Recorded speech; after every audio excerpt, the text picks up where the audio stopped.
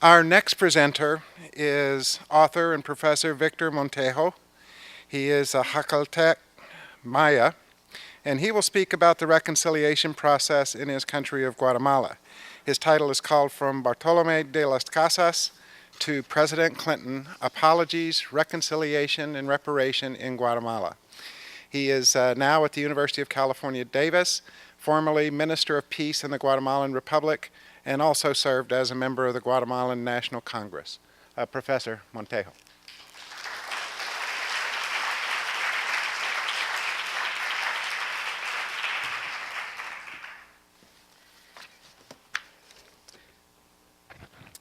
Mamin miyay, yami tato hakne te yeune skechbalti, oshimi tsalalakhay, unsote nune tsetlangan huni beti.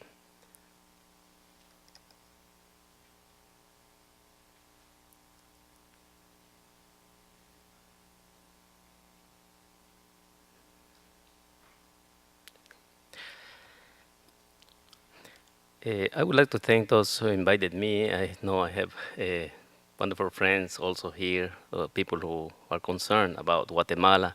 So thank you very much for listening to our presentation. A past that does not pass. The historical consequences of the Spanish conquest and colonization of indigenous people, such as poverty, lack of economic, educational opportunities, landlessness, oppression, repression, and discrimination, are historical social problems inflicted on indigenous people for centuries. These social inequalities have conditioned the lives of indigenous people in Guatemala until now. For centuries, indigenous people then have resisted cycles of violence, from conquest and colonization to current forms of repression and massacres. In early colonial times, indigenous leaders wrote to the King of Spain complaining against Spanish rule, but there were no positive answers to their request for justice.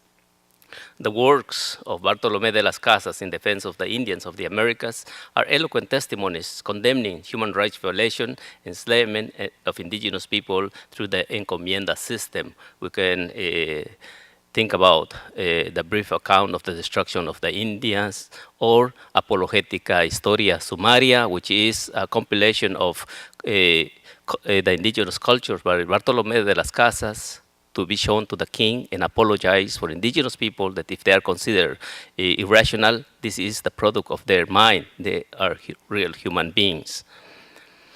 While the effect of conquest and colonization persists, once again, the Mayans were the target of destruction and massive killings during the recent armed conflict in Guatemala, which lasted more than 3 decades until the signing of a peace accord on December 29, 1996. More than 200,000 people were killed as a result of massacres and destruction of indigenous communities in North and Western Guatemala. I would like to show a segment of the film When the Mountains Tremble, just to see why indigenous people are still requesting for recognition of the crimes committed against them and for an apology. Not only the conquest and colonial time, but the recent massacres occurred.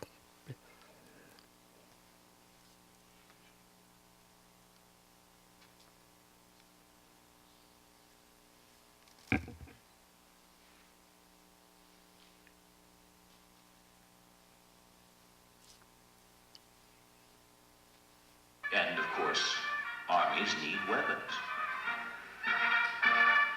Han recibido acá el entrenamiento de mejor calidad que se les ha podido presentar. Ahorita ustedes son el producto del esfuerzo personal de los instructores, tanto de la escuela como instructores invitados, instructores ajenos que les han presentado este entrenamiento. Yo puedo ayudarles en mucho de infantería, de fuerzas especiales también, y muchos objetos de lo militar. De vez en cuando ellos me preguntan experiencias de Vietnam y les explico todo lo que ha pasado en Vietnam y ellos están muy atentos en las experiencias que tengo yo.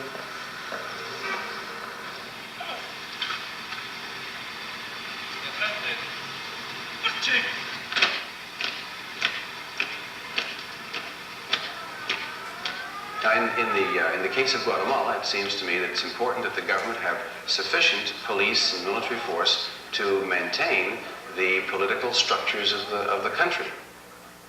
If Guatemala came unstuck, it would have serious economic repercussions throughout Central America. We must continue to encourage peace among the nations of Central America. No amount of reform will bring peace so long as guerrillas believe they will win by force.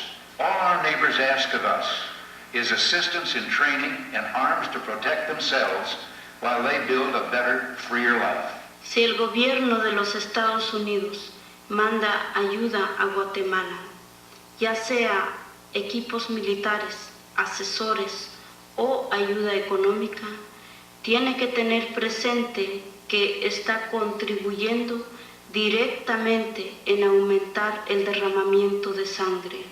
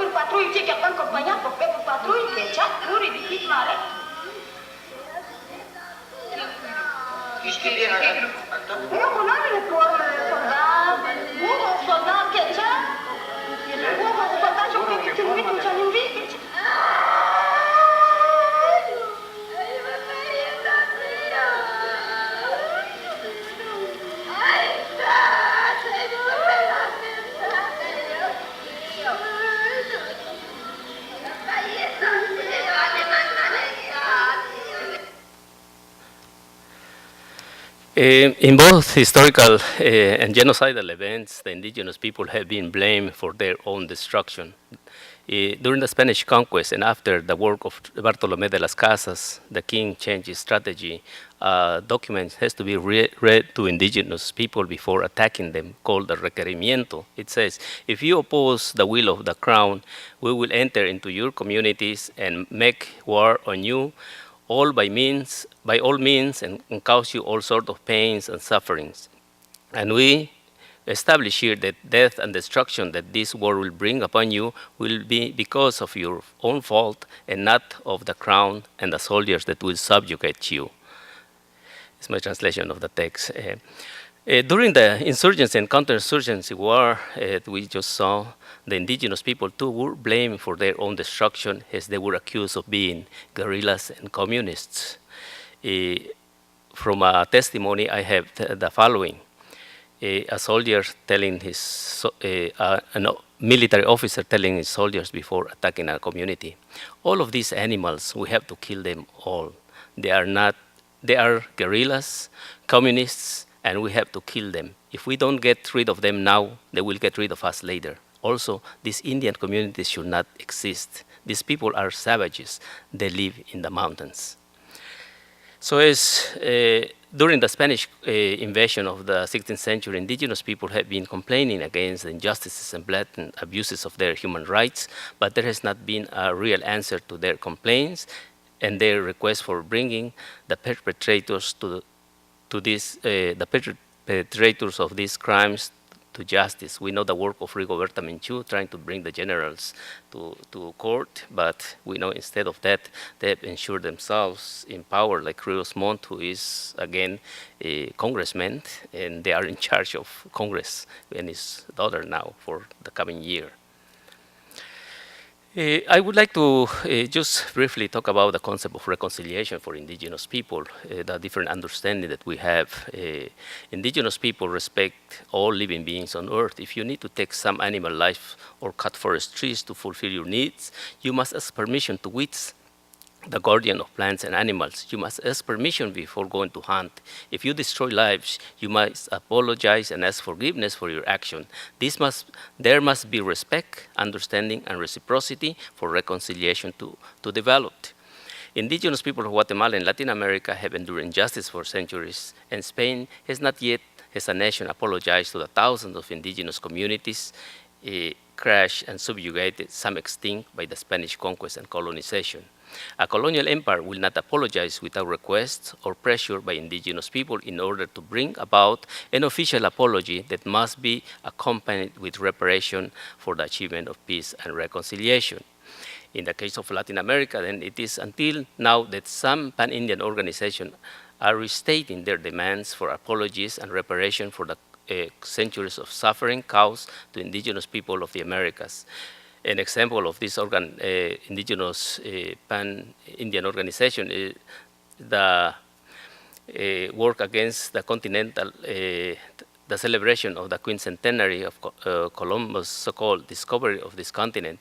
An official apology by Spain for the invasion of indigenous people during the early 16th century is still pending. Here I want to focus on the most recent armed conflict in Guatemala, its human cost and the consequences of this internal conflict, and the need for reparation and reconstruction.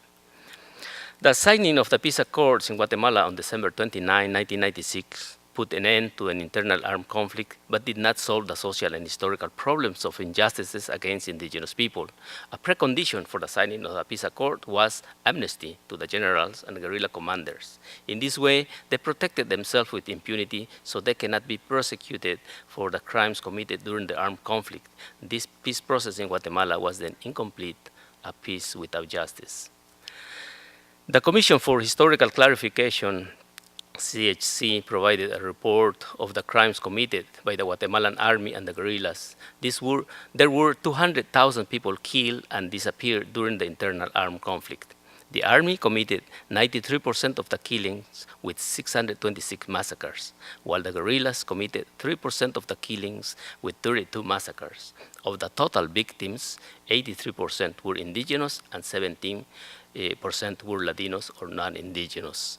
So the CHC also mentioned the involvement of the United States in this dirty war, particularly the CIA, which supported illegal actions carried out by the Guatemalan government in an effort to fight communism and the imposition of a U.S. national security doctrine, which became anti-democratic and repressive against the poor population, and thus maintaining the unjust system of socioeconomic inequalities in the country.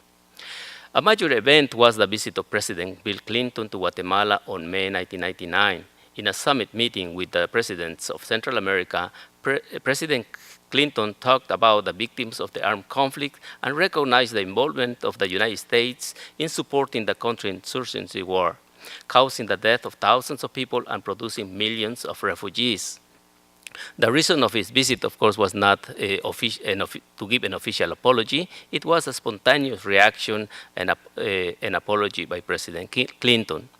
Of course, most U.S. personnel involved in this conflict criticized President Clinton, such as Oliver North, who argued that Clinton's apology was scandalous, and Elliot Abrams, who argued that President Clinton was ignorant of the historical facts and should not have apologized because that was a noble fight against communism. During the government of President Alvaro Arzu, there was an effort to comply with the peace accords through reconciliation. There was also hope that President Clinton would offer economic support for reparation to the victims of the armed conflict.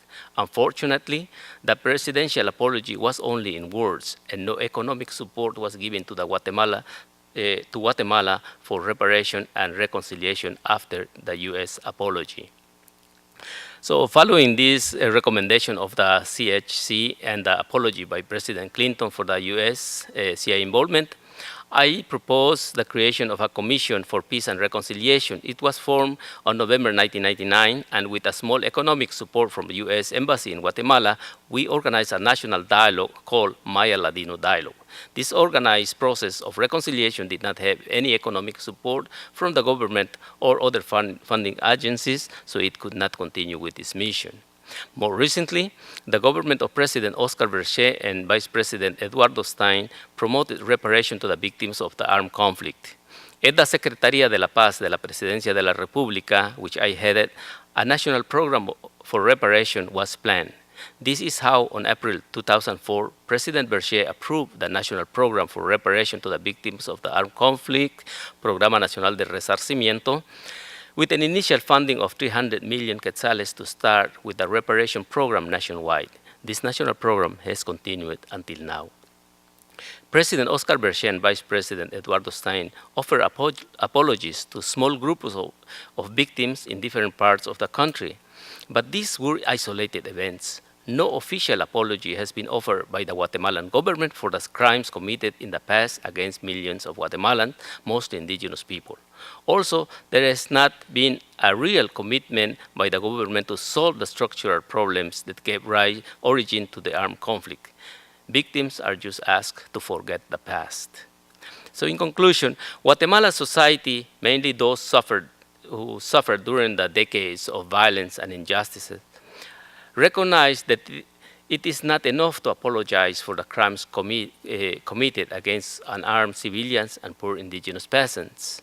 An official apology must be accompanied with economic funding for reparation in order to solve the historical roots of the conflict. Then, after reparation, the society must enter into a process of reconciliation by first teaching about the past and learning about it. Lessons should be learned from past actions so that criminal actions like this should not occur again. Apologies will help to dignify the victims and to generate a sense of equal treatment as citizens. In Guatemala, an official apology by Spain and the Guatemalan government will help to fight discrimination and racism against indigenous people who have been considered inferior and irrational. The Guatemalan government and state officials must show a moral commitment to put an end to the discrimination and suffering of indigenous people in order to construct a better future with peace and justice. Words of apology or speeches are not sufficient to put an end to centuries of neglect and suffering of indigenous people. Apologies should be accompanied with a process of reconciliation and reparation of damages. The case of Canada that we just heard, reparation accompanied with a healing fund, is a good example for other nations for bringing an end to centuries of human suffering, as is the case of Guatemala. After the apology given by President Clinton for U.S. or CIA involvement in the armed conflict in Guatemala, Organization for Human Rights petitioned that the national debt of Guatemala to the United States should be forgiven or condoned so that this money could be used for reparation to the victims of the armed conflict. Another issue, the armed conflict in Central America disrupted family lives and dislocated entire communities. As a result, massive migration occurred to the United States, which is an unsolved and current issue for the U.S. A better treatment of immigrants is necessary as a form of reparation to the victims of the armed conflict in Central America. Human rights organizations in Guatemala also requested that President Clinton should create a policy of respect and equal treatment of Guatemalan immigrants, such as that given to Cubans and Nicaraguans. This same request should be asked from President-elect Barack Obama. I add this, U.S. aid should be focused more on the social and strategic forms of rural development. The U.S. must show results from the millions of dollars pumped into third world countries, but this fund must be directed for development in rural areas where the conflict was brutal so that indigenous people can revitalize their cultures, local economies, and enjoy equal rights as other Guatemalans. Usually U.S. aid to Guatemala, it will always go to issues of national security, which of course ended in the pockets of the generals and all of those who run the nation. So this is my presentation. Thank you. Gracias. Yuchantiosh, Maltiosh, Chihonte.